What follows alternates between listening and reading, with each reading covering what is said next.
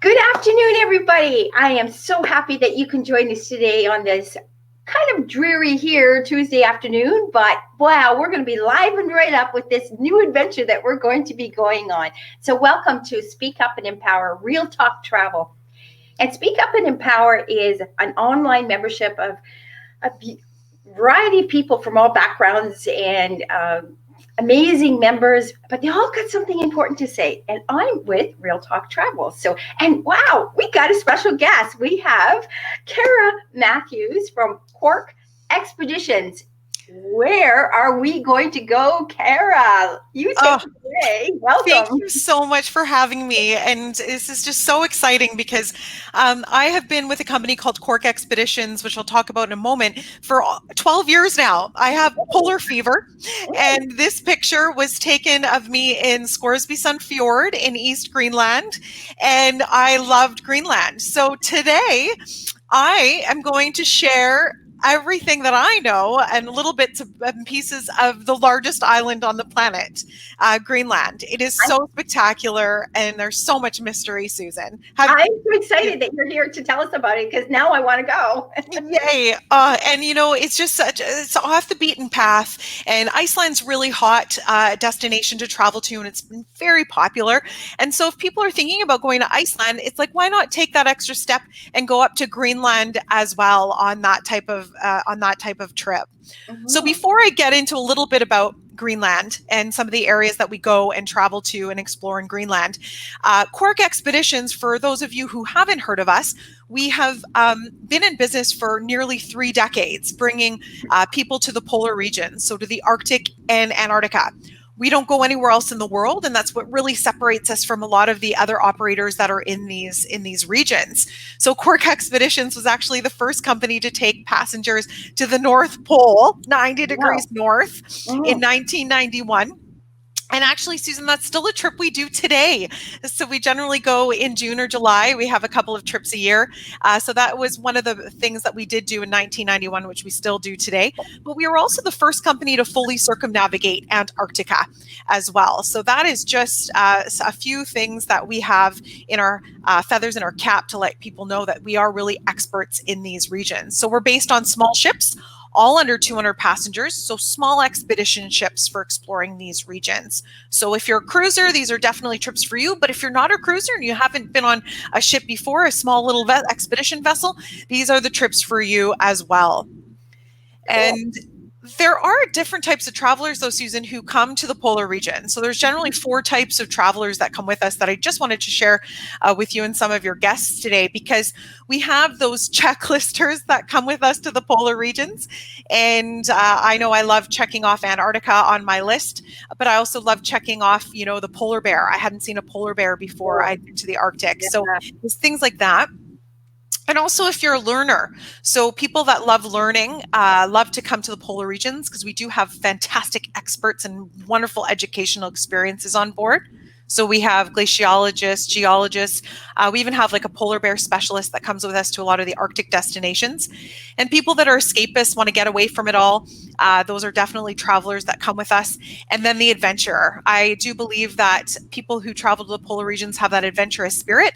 We have great adventure options like kayaking and things like that. But I believe that if people are just maneuvering around these regions on the comfort of the vessel, that is really an adventurous spirit as well. So we appeal to all ages, from 8 years old all the way up. I even traveled with an 86-year-old to Greenland who didn't get off the ship once. So it's for any activity level as well, a leisure traveler or an active traveler. I'm a learner and an adventurous. So, hey. I love that. Me too. It's amazing how much we can learn from traveling, which I love that. Mm-hmm. So the Arctic is very vast. There's so much to see and do. So that's why today I just wanted to share with you Greenland, the largest island on the planet. So I love maps. So I will show a few maps to you today. But I love the fact that there's so much to see and do in the Arctic. I don't think people realize just how much of exploration people can travel and into these destinations to see.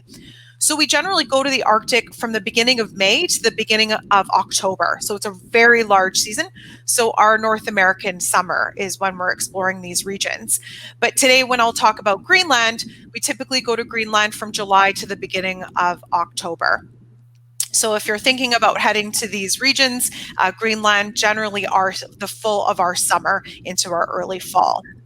So Greenland, it's got vast nature and lots of cultural aspects to Greenland. So one of our passengers, one of our guests actually said, nature is still champion in this land, but beyond its natural richness, there's also a focus on the history of inhabitants and their culture. Mm-hmm. So with Greenland, this is a beautiful island, and we go to east, west, and south of Greenland. And it is beautiful. Greenland is legendary for its stunning scenery. It boasts some of the most impressive icescapes floating in the water, and also unique community visits. So it's beautiful. If you've been to Alaska, Greenland is definitely the next step of ice and glaciers and gorgeous fjords. It's just beautiful. I was going to say the fjords are something spectacular in Greenland there. And what's neat too with the fjords, Susan, too, there's not really any seasickness when you're in the fjords. It's so calm that even though we're exploring on this little vessel, a commonly asked question is, will I get seasick? And I get seasick on the best of days. And I didn't maneuvering in the fjords in Greenland. They're so sheltered and maneuvering around the ice. I didn't get seasick at all in maneuvering around Greenland. Well, that's good to know. So for people who've never cruised and want a really great adventure, there's a place that they can try out then. And that's a really great point, because with people who've never cruised before, we're focused really on the off-ship experience, getting off the ship as much as possible. So people that do love that on-ship experience that the cruisers love with the spas and that sort of all those amenities, that's definitely available to people. But I love the fact that we're trying to get off the ship at least twice a day, sometimes even more. So to do simple walks or hiking or that sort of thing. But I went to East Greenland, as I showed you that picture of me earlier. I went in 2016, and so I was able to go to this community, Itinerary. It was one of the community visits that I did have. So I was able to purchase some local Inuit art, some beaded work, but also go into some of the museums. And there was a little church that I was able to go into and interact with some of even the children. It was a wonderful, wonderful experience going into community in East Greenland. And I think that's important when you go to a place, is to immerse yourself in with the locals, right? Because you can really feel the aura of the land and get to understand it a little better than just plopping yourself there. I completely agree. I love meeting the local people and the communities, and that's one highlight of Greenland in general, for sure.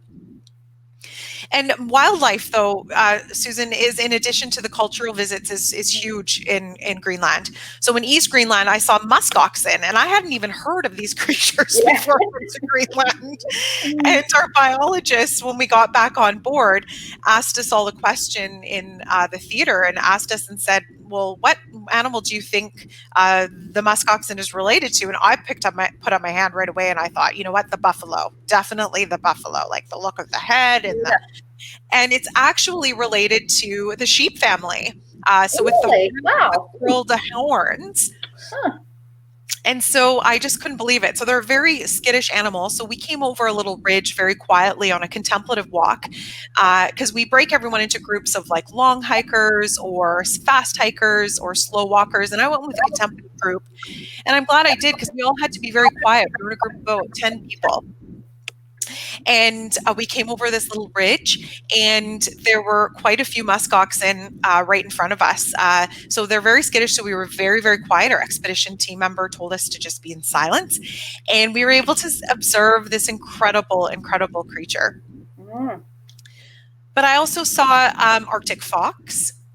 this little fox, we were just, again, sitting on a little break after a little hike, and we had about a 5-minute moment of silence, because sometimes it's just nice. Those escapists that are listening will definitely know, just to sit in nature and just to be aware of the surroundings and how remote these areas are. And when we were doing that, this little fox just darted out of its den right in front of us. So we had a few of us there that could see this. Cool, that is, right? This is with my own camera too, because I'm not a photographer, and I was scared I was going to scare the wildlife away. But this was just a little snapshot from my little camera. Yeah. But what I loved about my trip to East Greenland were the northern lights. So because I went in September, the sun sets around 9 p.m. at night. So I was able to get up at about 1 or 2 in the morning, and our expedition leader gently woke us up, and I was able to see about 4 nights in a row the northern lights. And because the end of our summer, beginning of fall, the weather is actually quite good. Mm-hmm. So there are days, of course, where it's foggy. Sometimes we're not allowed to say that word on board, the F word, the fog word, because then we can't see wildlife and stars and the northern lights. So. So if people are really wanting to see the northern lights, if you haven't seen them yet, it is a possibility of seeing them in Greenland if you go in September, again, when the sun is setting, because sometimes in July, the sun's not setting until really at night or 24 hours of daylight, depending where you are in Greenland. So again, we witness them from the ship, but then also we have had some landings where we have gone on landing. That's a fantastic picture of the variation of the colors. Wow, amazing. But East Greenland is just one of the many places to go. So, if you are interested, Susan has a lot of our itineraries. But Susan, I did want to share with everyone too West Greenland, because now I have to go back. I went to East Greenland for a week, and now I have to go back to West Greenland. Hey, sounds good to me. I would go. Maybe we can go together, Susan. That would be awesome. Because some most breathtaking sites are in Greenland or on the west side with the Kipsurmia. So it's a massive glacier that calves massive ice chunks into the ocean. And so it's known too that most of the icebergs that are found in the Atlantic Ocean, about over 80% of them, are actually from West Greenland and Greenland in general. Mm-hmm. So it just gives you an idea of the magnitude of ice for people that are wanting to explore this region and what you'd see. So that's just, and these are the little rubber boats. These are little zodiacs. And this is what we explore these regions off the ship in. And so we usually have 8 to 6 people in these zodiacs. So it's open air, great for maneuvering around. So we not only explore these regions in the zodiacs, but we also do landings and shore excursions with these little boats. So when we say expedition, it's not roughing it and hot dogs and not comfy beds and things like that. It's really just an exploratory spirit and really remote regions of the earth. So we have an expedition in these little zodiacs too. I have a quick question. So with the fact that, because of COVID and the social distancing, and you said it's only 6 to 8, so there's enough space in between when they go on those little zodiacs that there'd be no problem. Well, we're in the open air anyway, right? So that's exactly it, Susan. You bring up such a great point, because we're not sailing again actually until May. So we had suspended our last Arctic season and then this past Antarctic season. So we would be in the Antarctic right now. So you bring up a really great point, because the zodiacs are open air. They are very safe and one of the most risk-free ways of transporting onto land and maneuvering around. With being in the open air, it's great. Now we will have, I can mention some of our protocols at the end as well, but we definitely will have more rules and regulations coming as our May season approaches. Yeah, absolutely. Mm-hmm. Okay. Great point. I'm really glad you brought that up. Other beautiful areas of West Greenland are fjords and archaeological sites. So UNESCO World Heritage Sites are on the west portion, like this Ilulissat UNESCO World Heritage Site. So just gorgeous places to explore. And I never got sick of the ice. No matter what trip I'm on, there's so many different formations that there's just such a peace being around the ice that it's just so stunning. And there's something unique to see every morning and every afternoon. I love that shot. That is beautiful. I am so glad you do, because this is another little town that we visit, a community. So this Umanak is a little island with Oh, yes, 1,400 inhabitants. right. I did read that. And speaking of COVID too, currently, like, there's been no cases in Greenland of COVID. And one of my colleagues went there in August, and another one went in September, just to see how everything was going. So being in these really remote areas, they're very safe. And this Umanak, this area on northwest Greenland, is actually home to the country's most northerly ferry terminal, which I found kind of exciting as well. But I'm glad you love this shot, because with our trips on the Ultramarine, our new ship that I'll mention at the end of this, just show you some pictures, we have 2 helicopters, and heli sightseeing is included, and heli landings. So it's great to be able to get aerial views, and those are included, those excursions. That's amazing. Hey, did you hear that, people? Get on the helicopter, go on this trip, you can go on a helicopter. And so there's just so many places to explore. Melville Bay, it opens up to Baffin Bay. So if people are looking forward to exploring maybe northern Canada and doing a Northwest Passage trip for a little bit of a longer trip, about 17 days, I like showing Melville Bay, because it's a trip that it's an area that you can explore for not only just Greenland trips, but also possibilities of Greenland and northern Canada. Because I know, Susan, I want to explore more of our own backyard, our beautiful country as well. Beautiful, yes. So just gorgeous, gorgeous areas in West Greenland as well. And gorgeous stuff, gorgeous glaciers too. And again, with the helicopters, getting up and over and being able to see spectacular views that you wouldn't see just from the ship. It's nice to be able to go and be sea level and see glaciers from that perspective, but also the aerial view. Absolutely. I mean, what a perspective that you would get when you're up there looking down at it. Yeah, exactly. It's just so beautiful. And then these little bergy bits, like Greenland, I don't think people realize how beautiful it is, because I certainly didn't, Susan, until I traveled there in 2016, because the pictures really, this is a place that's not explored a lot. No. It's really off the beaten path. So the ship is great to have as the home base, kind of the home base at sea, this luxury lodge at sea, where we can explore and then come back. So I really enjoyed being able to maneuver around these areas and see something different every morning, every afternoon, and even evening on sunset.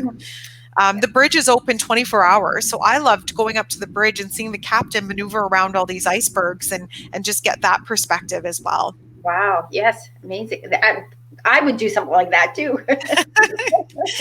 And we do have a new itinerary of South Greenland. So this little purple area at the bottom of the map here, that's South Greenland. So now we even have a 9-day itinerary, perfect for people who are wanting to explore a lot of Iceland and then teaming it up with Greenland. It's a great 9-day itinerary to see only South Greenland. And South Greenland is just beautiful, gorgeous fjords. Again, each area of Greenland in and of itself is so different. And we do have 15-day trips, Susan, too, that if people want to explore West Greenland and South Greenland too, you can.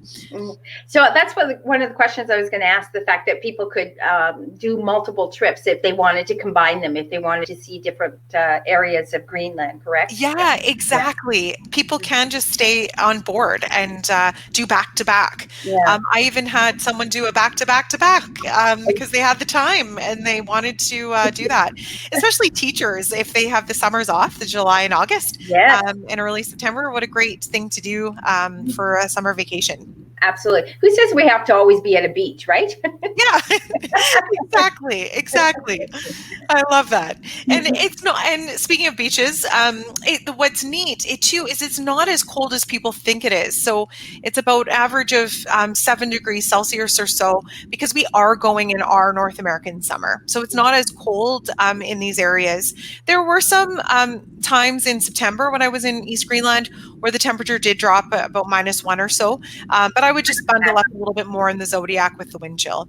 That picture reminds me some of our around Banff and Jasper area, just like the glacier field, Columbia Glacier Field. So yeah, that's spectacular. Yeah, that's a really great comparison. I love that you said that, because it definitely captures that spirit for sure. Yeah. And then with South Greenland, we have our Greenland Adventure program, and we actually land on the Greenland ice sheet. So it's the second largest ice sheet in the world. Yeah, I see And the again, this helicopter is there. included. Yeah. Oh, awesome. Yeah. You have to look close. They're in the bottom corner. There's the helicopter. Yes, it's like, where's Waldo? Yeah. And there's those yellow parkas that people can probably notice in these pictures. And those yellow parkas are everyone's to keep. So when you come on a trip with Quark Expeditions, they're in your cabin waiting for you. And they come with a removable liner too. So sometimes I was just wearing my liner out on deck. And then we also supply boots. So Canadian Muck boots, they're great. They're warm. They're waterproof. They go right up to the base of the knee for getting in and out of the Zodiacs for those wet landings. So we do supply quite a bit of equipment for everyone to join us. But then I love just bringing waterproof pants, maybe a rain pant or a ski pant and some gloves and a toque, and you're all set. Perfect. So it saves them having to pack that. They'll get it when they arrive. That's awesome. Exactly. Yes. And we do have a puller boutique on board too. So if someone does want an extra pair of thin gloves or forgets a pair of lawn johns or something like that, we also have that available on board. Whoa, here's the spot I'd like to try, Healy hiking. And that's what's great, Susan, too, is for those hikers, those avid hikers. But then also, I love this because people of all activity level can still go on a landing and heli hike, but maybe just sit and go off on their own. So whatever, with the safety, in the range of our safety of our expedition team. So there is really something for everyone, Susan, on these trips. It's perfect for families, intergenerational families, or even a small group of friends that are wanting to travel together, but maybe someone's at a different activity level or simply just different interests. Because I know I love sitting for an hour or so just by myself, looking at beautiful places as well, in addition to walking around. So again, there's something for everyone, something for every activity level. And going back to the age, it starts at 8. They recommend 8 and up, correct? Correct. Yeah. Yeah. Yeah. And we supply personal flotation devices on board as well for everyone, in addition to the boots and the parkas. But the parkas are yours to keep. So I live in Toronto, even though we are a Seattle-based company. I'm in Toronto, so I was even shoveling my sidewalk with my yellow parka on.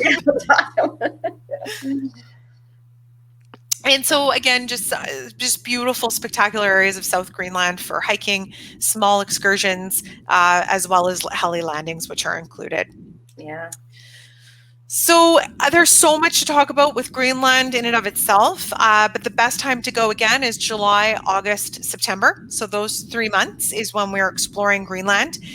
And different itineraries. So if you're not wanting to go away for a long period of time, we do have that 9-day program.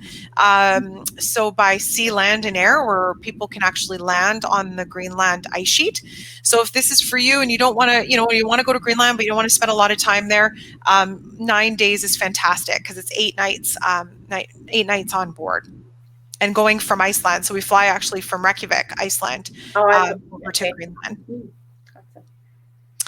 And then for those that want to go for a little bit longer, if you're interested to see a little bit of West Greenland, in addition to a lot of the historical sites of South Greenland, because South Greenland has a gorgeous Viking history. So a lot of ruins are in South Greenland too. So if you don't want to miss out on South Greenland, but you don't think 9 days is quite enough, the 15-day itinerary is superb. I was going to ask about the Norse historical buildings and so forth. So it's more in that area, is it, that you would see that, right? Correct. Oh. Yeah.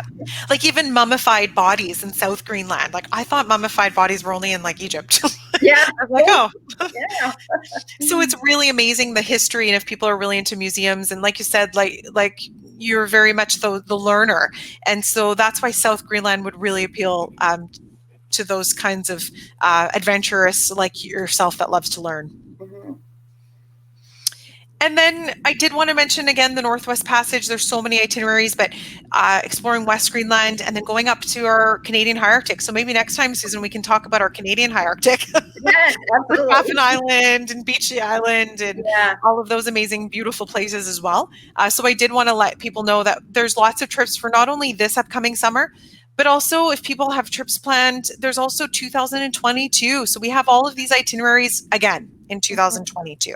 So please reach out to Susan for any of those. And then we also have East Greenland trips too. So there's so much to see and do just with Greenland. And we also have trips that do Iceland, Greenland, and Spitsbergen to see the polar bears off the coast of Norway. Yeah. Big possibility of seeing polar bears in Greenland. I did not see them on my 14-day trip to Greenland, but a trip right after me, they did. They saw about 10.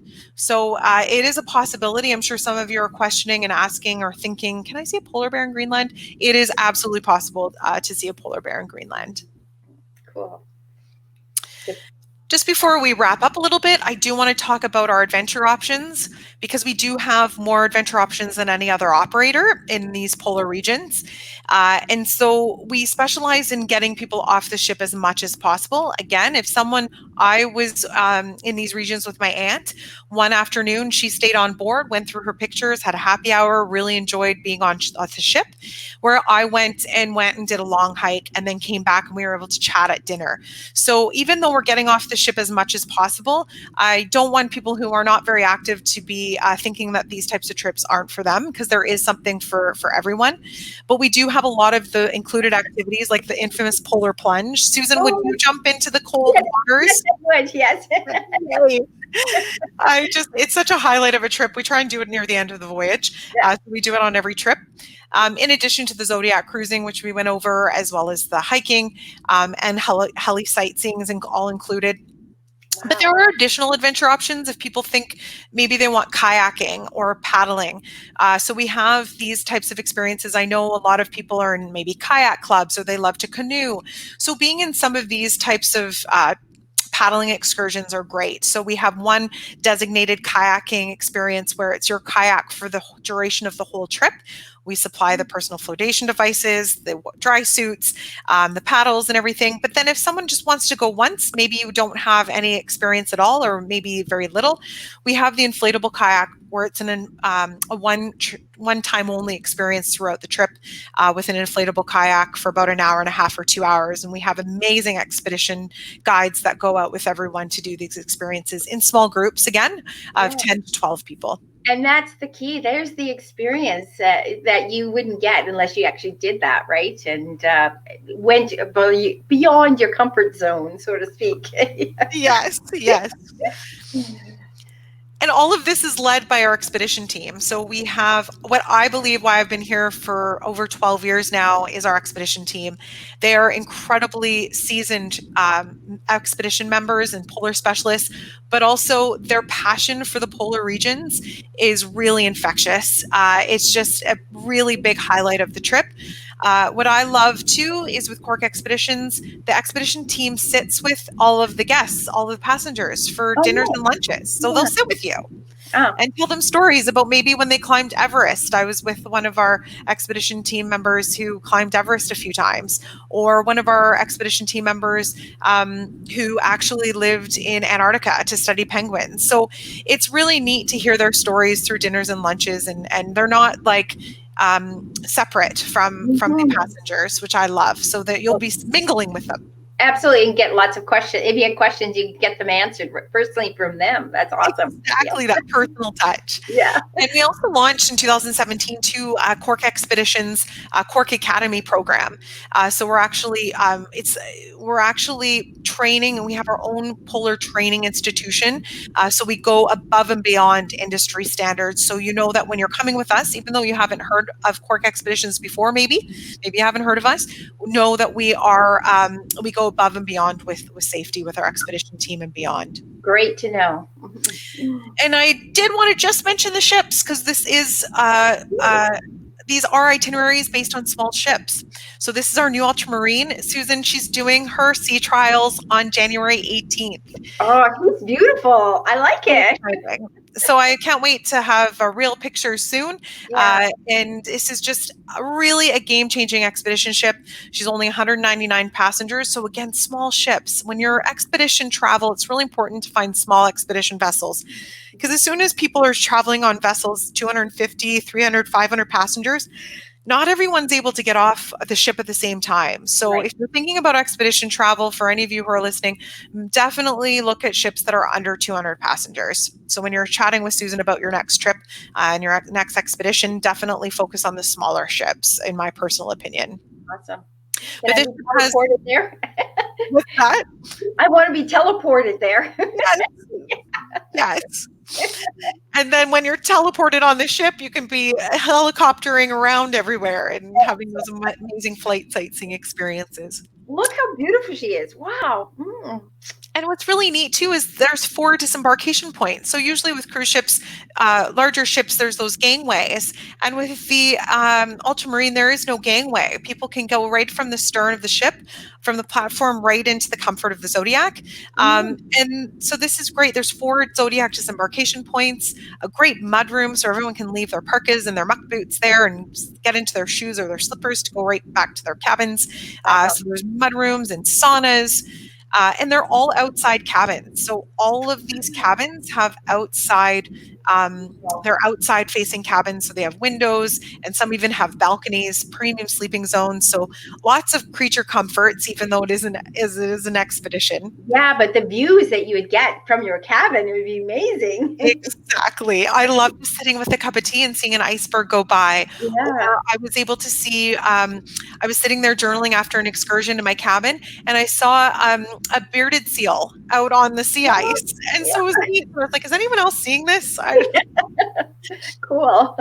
Then we also have a lovely expedition ship, the Ocean Adventure. I traveled on her to Spitsbergen and the polar bears last year in 2019, actually. Well, I can't say last year anymore, can I, Susan? It's 2020. No, yeah. So when I traveled on her in 2019, she's just a wonderful expedition ship, 128 passengers. We had her newly renovated a few years ago in 2017. So a great little expedition ship. So there are a lot of itineraries that also explore Greenland with her. So the food is incredible. The onboard experience is great. We have polar libraries on all of our ships, exercise rooms, in addition to the educational programs that we already talked about and the phenomenal expedition team. But I even love the onboard learning aspect. So there's great presentations. So after maybe we've seen something, we'll come in and our expedition leader that's a specialist or an expedition team member that's a specialist in what we saw, we'll get a great presentation. And also when we're on deck, because sometimes the ship is the best viewing platform for wildlife and scenery, and our expedition team will go around and share what you're seeing. That's awesome. Pretty cool. And so the wildlife and nature is just great from the comfort of the vessel. And like you said, even from your own cabin. So in addition to the educational programs, we have a daily recap, which I loved because right before dinner, everyone gathers in the theater or in the lounge, and our expedition team shares not only what we've seen that day and highlights, goes over what we've seen, but also what's to come the next morning or even that evening. Because I even had a third excursion, and it was a sunset cruise at about 9 or 10 at night, where we were able to maneuver around the iceberg, see the sun setting, and even have a little cup of hot chocolate. That's cool. Yeah. It's, so romance in the ice. Yeah, exactly. And there's also great opportunities to connect with wonderful passengers on board too. I love how there's people from all over. I loved connecting with people from Sweden and even some people from Australia. So it's an opportunity to connect with great like-minded travelers. And then also, Susan, we do have a phenomenal sustainability program, which I wanted to mention too for everyone that's listening, because we go into these polar regions and I do believe that people come back changed and they come back as polar ambassadors. So we do have a sustainability report. If any of your clients want to read it, please, I'm more than happy to share that. It's a public report. That's awesome. And then, Susan, you mentioned COVID. And so we have always been an industry leader in health and safety. This has always been a part of our DNA. So we do have our 4 pillars of health and safety. And if people are wanting to book now too, we also have a phenomenal book with confidence policy. So low deposits of only 10% that are fully protected. And of course, if we end up canceling, there's even refunds. So there's lots of things that we have that is a great policy that we have going on right now with everything going on with COVID. And that was one of the questions I was going to ask. How far in advance would you book? And then, what was the refund policy? Because people are a little antsy with the situation, right? So, yeah, exactly. And that's a great point, because with that going on right now, if someone does book a trip in August, for instance, and they're nervous, they can change at any time and switch their trip to the following year. Okay. And then if we end up canceling, it's a refund. If a lot of people too, about 30 days out, because it is so uncertain right now. That if people do book, and even 2 or 3 months out, they're feeling like they want to switch over to another season or another trip altogether, we can absolutely do that for your client, Susan. But it's 10% of whatever that trip value is, correct? That they would pay for the deposit. Okay. Yeah. Oh, yeah, exactly. Awesome. Wow, we went way up north into the Arctic, into Greenland, and around, and that was so amazing. I really am excited. I always thought myself as a beach person, but you know what? I started exploring, and wow, there's so much more to see out there that we can take in, learn, appreciate the beauty of different areas that can impact us, empower us, inspire us. And that's the key about travel. It inspires us, it empowers us. And that's why I have such a passion for travel. But and seeing these different places. And yes, I'd be willing to put on a parker to go see those beautiful fjords and a toque and whatever, and drink that hot chocolate, or maybe something a little bit added to it. But anyway, that's exactly it. I had a little peppermint schnapps in mine. Yeah, not just plain hot chocolate. So I'm giving away my secrets. Anyway, Cara, we thank you so very much for Quark Expeditions and showing us Greenland. And like you said, Greenland, maybe people don't think enough about it, but there's such beauty, even any part of the north. I mean, I haven't been up to the Arctic, but I've been in the Yukon and into Northwest Territories, and I know there's such beauty up there. I'd like to go even further, but to go to Greenland and see all that, the east, the west, the south, and include that island and the helicopter trips that's included in it. Wow, you got me excited. Oh, I'm so glad, because I love talking about it, because it's just so beautiful, and I love that you are inspiring me even, and because it's important that we dream during this time, even though we're home. We will be traveling once again, because it is so important to travel, and I think I'm so glad that you had me on, Susan. Thank you so much. Oh, no, thank you very much, Cara, for coming and talking to us. And I'll look forward to booking you again, and we can talk about another area and talk about how beautiful it is and what we can put together, and how there's so much out there that people need to see beyond the blue sea of just the warm Caribbean, right? Yes. And I love the Caribbean. Don't get me wrong. Yeah, me too. Me too. I'm a beach and Hawaii, and definitely, I love a mix. Yeah. So, Both of them are a bit different. And all of you who are watching too, send your feedback into Susan of what you want to explore next in the polar region. So Susan, if you get feedback on Antarctica, we'll talk about Antarctica, or the polar bears in Spitsbergen in Norway, we'll talk about that. So I'm looking forward to being with all of you again soon. Yes. Well, thanks for joining us. Thanks everybody that popped on, and appreciate that, and look forward to give you a little bit more update. Keep in mind, next Tuesday, we'll have another adventure, and you'll just have to join us to see, or you'll see the invite. But thank you very much again. Everybody enjoy, keep smiling, be safe and healthy. And that's the big key. And don't stop dreaming. Make your dream a reality, because travel will inspire you and empower you and rejuvenate you. And it will happen. It is happening. Okay, take care, everybody. Bye.